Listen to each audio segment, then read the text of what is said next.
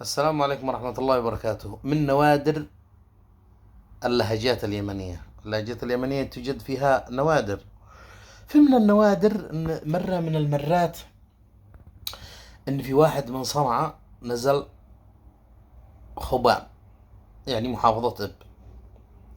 فوصل له هناك وهو مهندس، يعني علشان مشروع معاهم. كملوا العمل حقهم وقدوا وقت متأخر. فقالوا له اسمع، حرام ما تدها خطوة انك الضيف. قالوا له يا خبير انا خلوني اروح انا قالوا ابدا، اجلس خزن وتعشى وارقد، والصباح الله يفتح عليك. ما يصلح انك تسافر هذا الوقت متاخر، ما يصلح. قال يلا سافر، ادوا له القات، تغدى مدري تعشى وجلس. الا على واحد دخل مخزن في الجهتين، جلس قدامه وكان يشوف لا عنده بنظرات خايفة. الراجل خاف، قال ما له هذا يا الله الا احنا والنظرات هذا. وقال وانا اشوف لا عنده واقول يا الله مخزن وعيونه يعني نظرات مخيفة. التفت لا عندهم قال لهم، قال ليش ما توتخوا الرجال؟ انا لا اقول لكم وتخوه. وانا قلت يا الله لا احنا والوتاخ.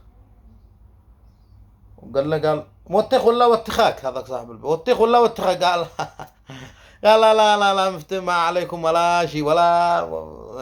قال وانا قلت في نفسي يعلم الله ما يشتوا مني، يا الله احنا والوتخ هذا. قال قلت صلوا على رسول الله ما لكم. قال لنا من هذا المجابر.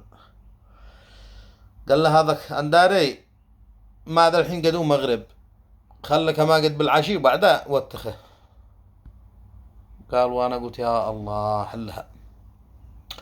المهم بذلنا القات وسرنا تعشينا، صلينا وتعشينا ورجعنا نخزن. الا على حن قد وقت التخزينه وقد بيقول، قال موتخ ولا وتخاك؟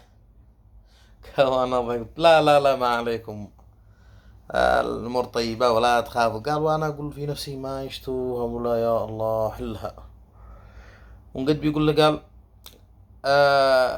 يا وصل الله عندي، قال خلع البنطلون. قال وانا قلت ليش؟ البس المعوز. قال وانا قلت يا ليلة الجن، يا ليلة الجن حلقات، والله ما اخلص المعوز.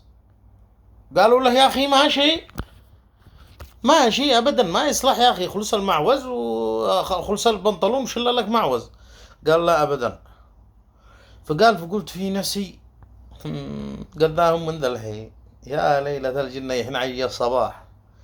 وقد بيقول له، قال انداري ما ذا الحين انداري كيف وتخه كما قد في المرقد، كما قد يرقد وتخته تمام. قال سافر. قالوا بيترامزوا، وقال والله اني ليلة جن، انهم ناويين علي اشيشتوا من الوتاخ هذا. المهم جا الليل ما بلا دخل الليل والراجل ورد يتكلفت وهم يدخلوا ويخرجوا. موتخ، شوفه موتخ ولا وتخاك؟ ويقولوا نوتخاك، ويقول لا عيب عليكم يا خبر انتوا هذا الكلام عيب عليكم.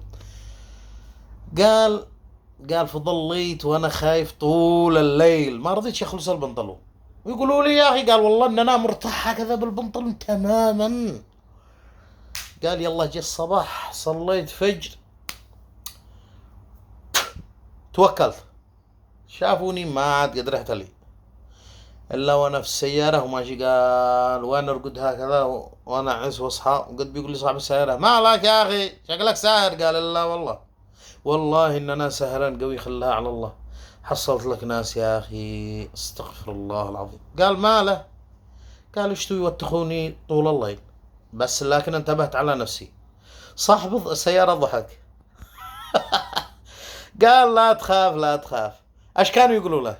قال بيقولوا لي شوفه موتخ ولا وتخه. وهذاك يقول قال لا انت وتخه انت، قال لا والله مدري ايش قال وانا اقول يا الله استرك. تخيل على مستوى البنطلون يشتوا يخلصوني البنطلون ويدوا لي معوز، وانا فهمت الحركات ما رضيت. فقال له صاحب التاكس لا تخاف ولا شيء، المسألة واتخاك يعني يشتي يتصلح لك المدكة، انت مفتهن او لا ماشي. قال بالله عليك هذا لهجتهم؟ قال لي والله ما غير هذا الخبر. قال والله آسف والله إني فهمتم غلط. لذلك وجب التنويه يا شباب، مهما كان ما حد يتسرع. تجد انك تسير لبعض الاماكن ويدوا لك لهجة غريبة، لا تتسرع وتسوء الظن. واحنا نقول لكم دائما ليش احنا ننشر لهجات الشعب اليمني، على اساس الناس يفهموها ويعرفوها. في بعض الكلمات اني تخوف، لكن في الحقيقة ما تخوفش. تخوف عند الانسان اول مرة يسمعها. وتخ، ايش هذا وتخ؟ فتحياتي لكم وتحياتي لأهل الأب. موتخين ولا وتخكم؟